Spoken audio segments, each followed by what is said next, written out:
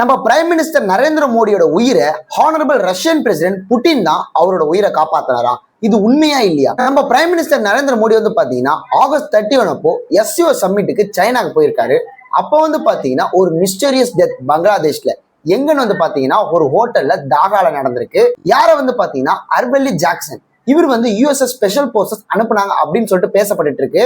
இவர் எப்படி மர்மமான ரூபத்துல இறந்து போனாரு? அவர் இறந்து போன அன்னைக்கு தான் நம்ம பிரைம் மினிஸ்டர் நரேந்திர மோடி பாத்தீங்கன்னா SCO சம்மிட்ல சைனால இருக்காங்க.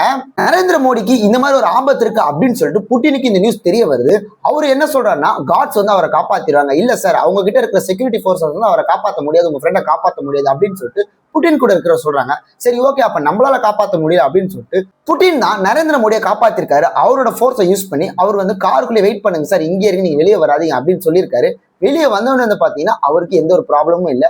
எல்லா வேலையும் முடிச்சுட்டு நரேந்திர மோடி இந்தியாவுக்கு வரும்போது ஒரு பிரஸ் மீட் அட்டன் பண்ணி பேசிட்டு இருக்காரு. அந்த மீட் அவர் என்ன சொல்றாருன்னா, அவர் பேசினதுக்கு அப்புறம் எல்லாருமே கைத்தட்டிட்டு இருந்தாங்க. கைத்தட்டி முடிச்சோன்னே அவர் என்ன சொன்னார்னா, இப்ப நீங்க எதுக்காக கைத்தட்டுறீங்க? நான் அங்க போனதை வச்சு கைத்தட்டுறீங்களா, இப்ப நான் இங்க வந்ததை வச்சு கைத்தட்டுறீங்களா அப்படின்னு சொல்லிட்டு அவர் பேசியிருக்காரு. ஆக மொத்தத்துல இந்த அசால்ட் நடந்து உண்மையா பொய்யா அப்படின்னு சொல்லிட்டு இங்க யாருக்குமே தெரியல. எப்படி இருந்தாலும் ரஷ்யன் பிரசிடென்ட் புட்டின் பாத்தீங்கன்னா இந்த மாதிரி ஒரு ஆபத்து நடக்க போகுது உங்க ஃப்ரெண்டுக்கு அப்படின்னு தெரிஞ்ச உடனே ஓகே நம்ம காப்பாற்ற முடியும் அவர் அப்படின்னு சொல்லிட்டு அவர் நட்புக்காக இறங்கி வராரு. பாத்தீங்களா, இந்த விஷயம் உண்மையா பொய்யா அப்படின்னு சொல்லிட்டு நீங்க என்ன நினைக்கிறீங்க? அதையும் கமெண்ட்ஸ்ல சொல்லிட்டு போங்க.